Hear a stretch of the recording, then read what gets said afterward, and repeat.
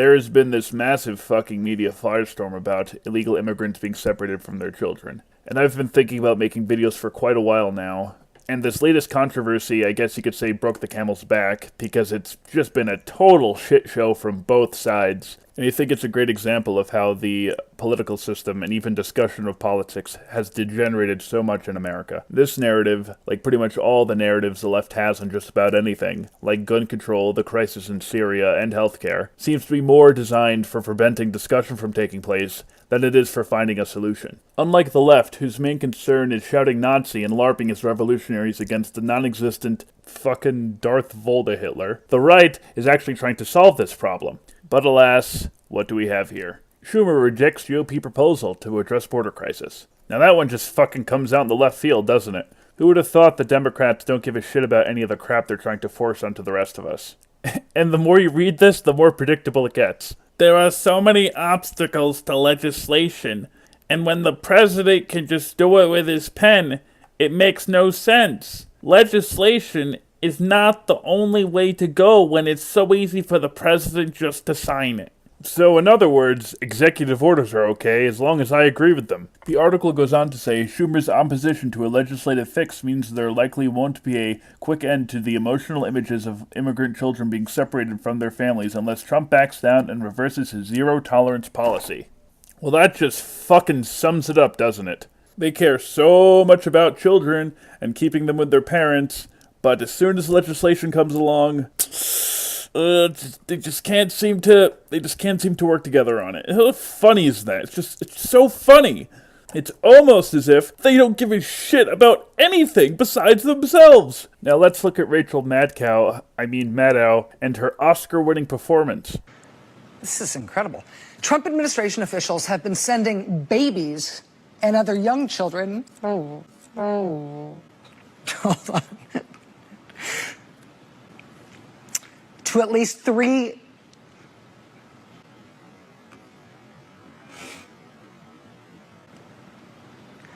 Can we put up the graphic of this? Thank you. Do we have it? No.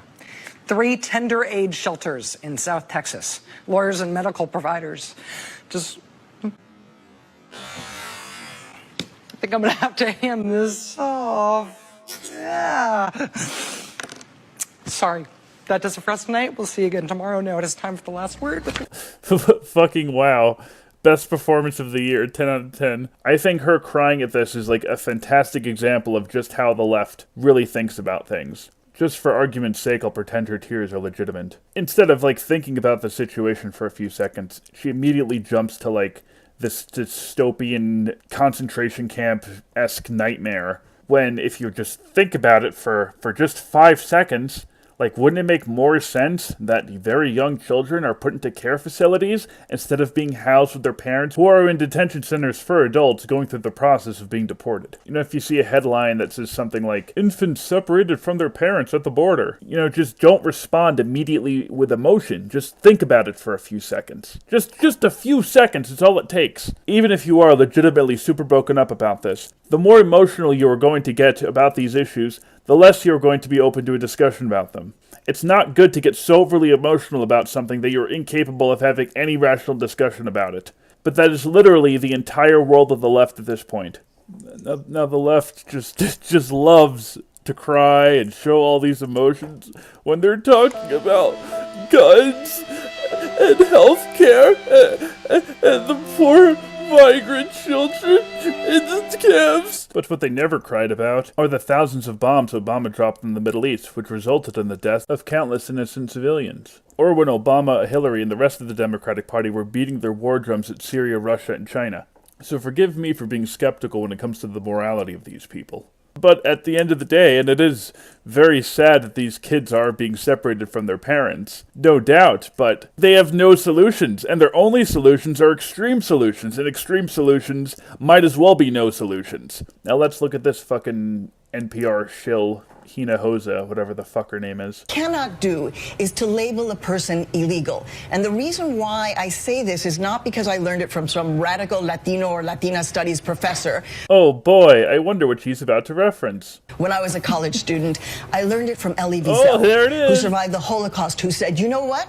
The first thing they did was that they declared the Jews to be an illegal people. And that's what we're talking about at this point.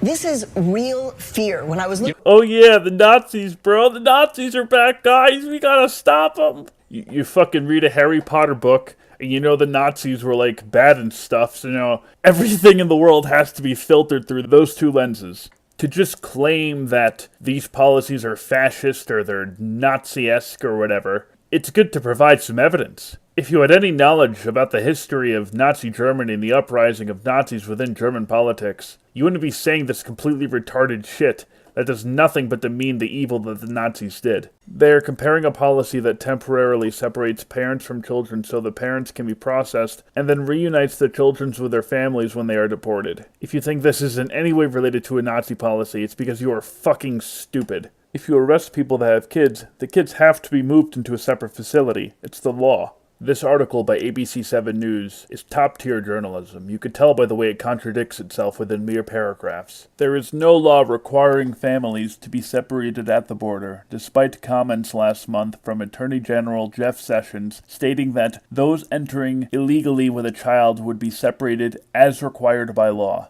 And then it goes on to say, Clinton administration. The 1997 Flores settlement says unaccompanied children who are caught at the border can only be held in an immigrant detention for up to 20 days. This was later expanded to include accompanied children by their parents. After that, they must be released to their parents, adults, relatives, or other caretakers, or the least restrictive setting. In that order, the Trump administration has said it wants to see the settlement overturned. You know, at first it says there was no law, and then it goes on to say this was later expanded to include children accompanied by their parents. So, what the fuck? I mean, it clearly fucking was a law. This is what the Flores case says. Evidently. The last thing I want to talk about are the lack of hard hitters in the mainstream media. It seems like we have very complex issues, and then we find the dumbest possible people, and then put them on television in front of millions of people, and expect them to have logical conversations about these issues. Like this guy, Corey Ledonowski, who has the fucking IQ of a fried egg, decides to go on national television and embarrass not only himself, but the entire party he's representing. I read today about a 10-year-old girl with Down syndrome who was taken from her mother and put in a cage. I read about did you say want to a 10-year-old with Down syndrome being taken from her mother? What I said is you can pick anything you want out, but the bottom line is very clear. How dare you? When you cross the border illegally, you have given up the... Now, obviously, the man's response was just to make good television, but womp womp, dude. A 10-year-old child with Down syndrome got separated from their parents, and your response is womp womp? Yeah, nice going, dude. Like, no one wants children to be separated from their parents. I mean, I don't really have a problem with them just being put on a bus and sent right back over the border. And then you have this guy who thinks it's a good idea to go onto CNN and then call illegal immigrant invaders to a bunch of liberals. Needless to say, this resulted in top-tier political commentary and discussion. They're not immigrants. They're invaders. They're not immigrants. Let me finish. They're not immigrants. They are I did not invaders. interrupt When you you. come here without permission, I did not interrupt you. You're an They are invader. immigrants. Invaders? They are immigrants, okay? Wow. Steve. Yeah, that's a great way to win the hearts and minds of people who don't agree with you. Yes, just go on CNN and say invaders for 5 minutes while some annoying cunt yells in your face.